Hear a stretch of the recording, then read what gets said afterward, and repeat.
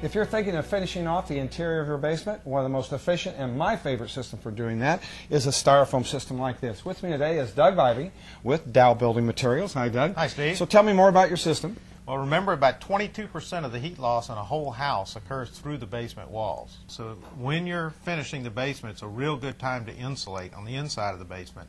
And this product makes it very quick and easy to do that. What really impresses me about this is that the wall really never reaches its dew point because the foam is applied right to it. So you don't have to worry about air circulation, potential for mold and mildew. The drywall glues right up to it.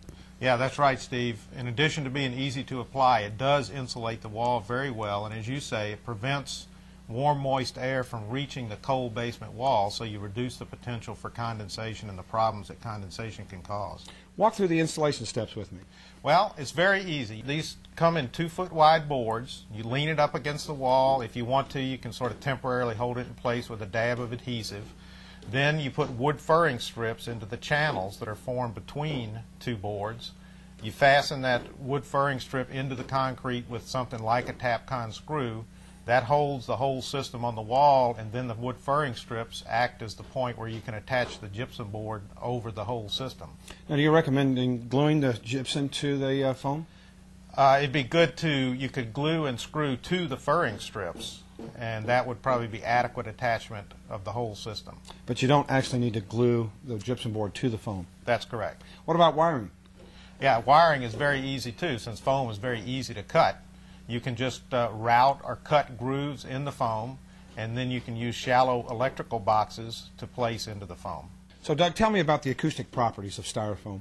Well, it helps to having a product like styrofoam behind your gypsum wall because it doesn't have that hollow behind it. And so it also adds some durability or toughness to the gypsum wall, since the gypsum is back-faced with the foam and not a hollow space like you'd have in a typically framed inside of a wall in a basement. You know, the typical way to do it is with 2x4s and bats and so forth. And so this is a more efficient way to do that, and can reduce some of the moisture problems that occur with those products. And since you don't have a 2x4 wall, you only have a thinner foam wall, you have a lot more living area in your basement. Doug, it's important to insulate crawl spaces. What's your specific recommendations on how to attach the foam to crawl space walls? Okay, the best way to build a crawl space, Steve, is to build it like a mini basement. So you have a crawl space with a styrofoam on the inside of the crawl space wall, and then you put poly or visqueen on the floor of the crawl space over the dirt to keep the ground moisture from coming into the crawl space.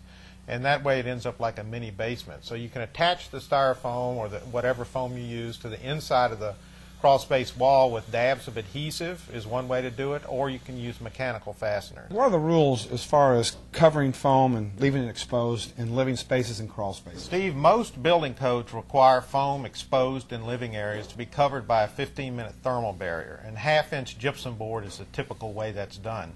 There are some exceptions to that. There's a few systems out there that have passed the fire test, so they're allowed exposed in living areas. One example of that is a product called Superior Wall. It's a precast concrete wall that can be left exposed in a basement.